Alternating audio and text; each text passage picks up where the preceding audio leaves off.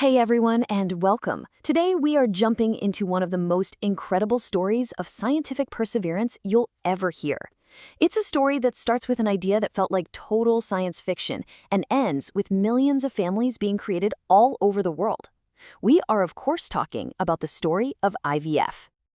Okay, so here's how we're going to break it all down. We'll kick things off with the one birth that literally changed everything. Then we'll get into how the very first procedure actually worked, and trust me, it's pretty wild. From there, we'll look at the amazing tech revolution that followed, see how it completely reshaped our world, and finally, we'll see where IVF is today and what the future might have in store. Let's dive in. So let's just imagine for a second, before the late 1970s, the idea of creating a baby outside the human body was something straight out of a sci-fi novel. For so many people, infertility was this really tough private struggle with almost no real solutions. But a small team of incredibly determined pioneers was about to change all of that forever. July 25th, 1978. Go ahead and circle that date in your mind. This is the day it all became real, the day the impossible wasn't impossible anymore. This wasn't just another medical milestone. It was a fundamental turning point. I mean, this was a door opening that people weren't even sure was there to begin with. And at the heart of it all was one tiny baby, Louise Brown, the world's very first child born through IVF. Her birth in Oldham, England wasn't just a quiet family moment. No way. This was front-page news all over the globe. It sent this huge, powerful message of hope to millions and proved that science could overcome one of life's biggest hurdles.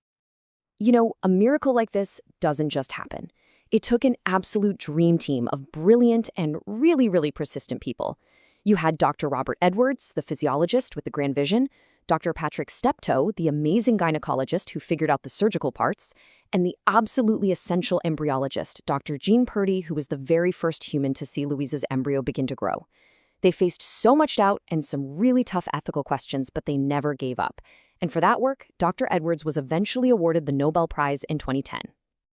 So how did they actually pull it off? When we picture IVF today, we think of these sparkling, high-tech labs and super complex procedures. But that first time, it was completely different. I mean, it was so bold, so experimental, and honestly, pretty basic compared to what happens now. It's truly amazing when you look at how simple the original process was.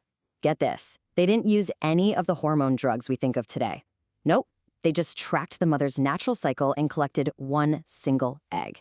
Their entire hope, everything, was riding on that one egg. And getting it out wasn't simple. It required actual surgery. Then came the magic part, fertilization in a petri dish. And finally, the tiny embryo was transferred back after only 2.5 days. Every single step was a massive risk. Wow, so when you put it side by side like this, the jump is just mind-blowing. We went from hoping for one single egg to using medication to get multiple eggs, which just hugely boosts the chances. That invasive surgery was replaced with a much safer, simpler ultrasound-guided procedure. And just look at those success rates. What started as a less than 5% shot has soared to around 40–50% for younger women today. That is a game-changing improvement. Now, that incredible jump in success didn't happen by accident. It was the result of a total explosion of scientific breakthroughs over the next few decades. The years after Louise Brown's birth were just packed with innovations that made IVF safer, more reliable, and, ultimately, way more successful. It was like they were knocking down one barrier after another. So let's do a quick run-through of these absolute game changers. The 80s brought us hormone meds to get more eggs, and huge news, the first successful frozen embryo transfer in 1983. Then, 1992 was a massive leap with ICSI, which totally changed the game for male infertility. The 2000s perfected freezing with a technique called vitrification, and the 2010s made genetic testing of embryos a widespread reality. Each one solved a huge piece of the puzzle. Okay, so ICSI, what is it? It is this incredibly precise, almost artistic technique where a highly skilled embryologist picks out a single, healthy sperm and injects it directly into the egg. Before ICSI, many forms of male infertility just didn't have a treatment. This single invention blew the doors wide open for so many couples who thought they'd run out of options.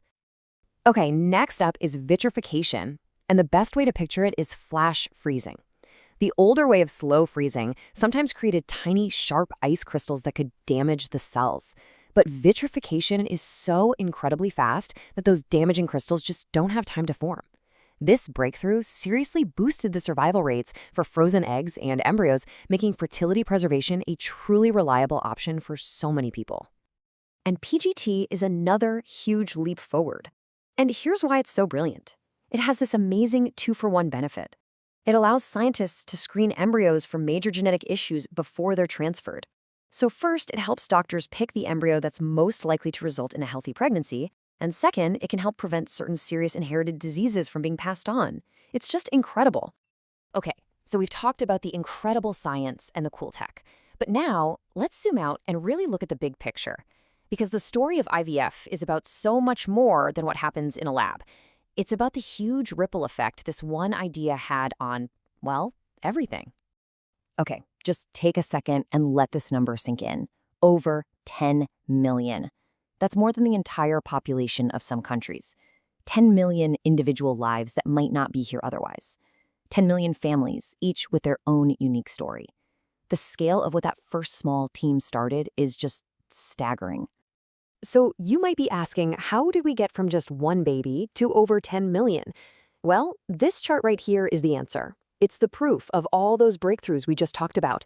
We went from a less than 10% chance in the early days to a world where, for many people, a successful pregnancy is a very real possibility. That amazing progress is the engine that created those 10 million stories. But the impact goes so far beyond just the numbers. IVF completely changed how we talk about infertility, bringing it out of the shadows and into the open as a medical condition. It also expanded our whole idea of what a family can look like, creating pathways to parenthood for single people and LGBTQ+ couples. And, of course, it continues to spark really important conversations about ethics and law that help our society grow. Okay, so that brings us right up to today. What started as this super daring 1 in a million experiment is now a standard medical procedure all over the world. It's still a really personal and complex journey for everyone who goes through it, but the innovation is definitely not slowing down. If you want one perfect example of just how far IVF has come, just look at the incubator. It started out as basically a warm box, but today, it's like a super high-tech 5-star hotel for embryos, perfectly mimicking the quiet, stable environment of the body. And with new time-lapse cameras, embryologists can watch them grow 24/7 without ever disturbing them, giving every single embryo the best possible start. All right, so as we start to wrap this up, what are the big things to remember from this incredible story? First, IVF went from a wild experiment to a standard of medical care. Second, that change was powered by decades of nonstop innovation. Third, its impact on millions of families and on our society is just immeasurable. And finally, it's still pushing science forward and feels like genetics and biology. Before we finish, it is really important to remember that this whole discussion is just for educational purposes and is not medical advice. For any personal medical questions, you should always consult with a doctor. If you'd like to find more information on the complete IVF process, you can visit the portal ivfforme.com. And that's the story.